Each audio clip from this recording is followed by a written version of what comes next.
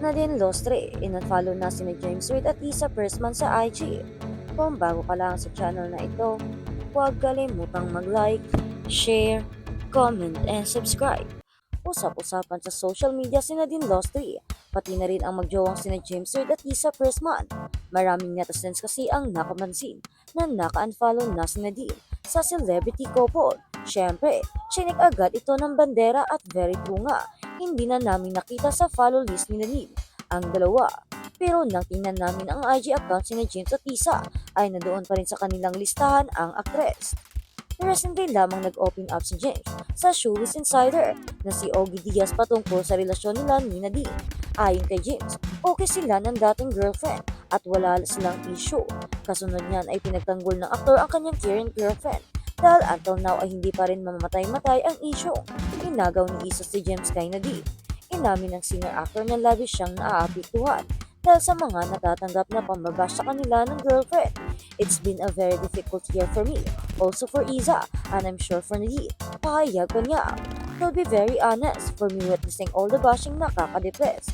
Kung matatanda ang taong 2020 nang kinumpirma ni James at Nadine ang kanilang paghihiwalay. Samantala tulad ni James ay masayang-masaya na rin si Nadine sa kanyang pag-ibig ng isang French businessman na si Christopher Barrio.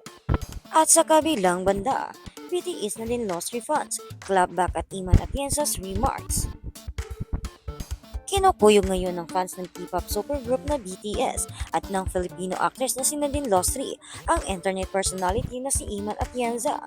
Ito ay matapos idawit ni Iman ang pangalan ng BTS at ni Nadine Lostre sa kanyang controversial na pahayag tungkol sa viral niyang Guess the Bell Challenge. Noong Lunes, September 22, 2024, nag-viral sa social media ang TikTok video ni Iman kung saan hinulaan nilang magkakaibigan kung magkano ang total bill na kanilang kinain sa isang high-end Japanese restaurant. Sa huli, lumabas na tumataginting na 130,423 pesos ang naging bill nila. Binatikos ito ng ilang netizens na nakapanood dahil walang habas na pagpapakita umano ito ng karangyaan. Sa buhay ngayong maraming Pilipino ang umaaray sa kahirapan.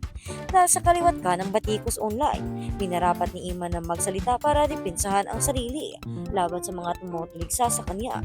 Noong Martes, September 24, nag-upload ng panibagong video sa TikTok ang anak ni Kim Atienza para sabihin katuwaan lang nilang magkakaibigan.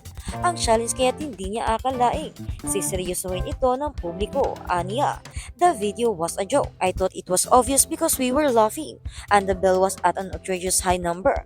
But apparently it's believable that I can pay that much for a dinner.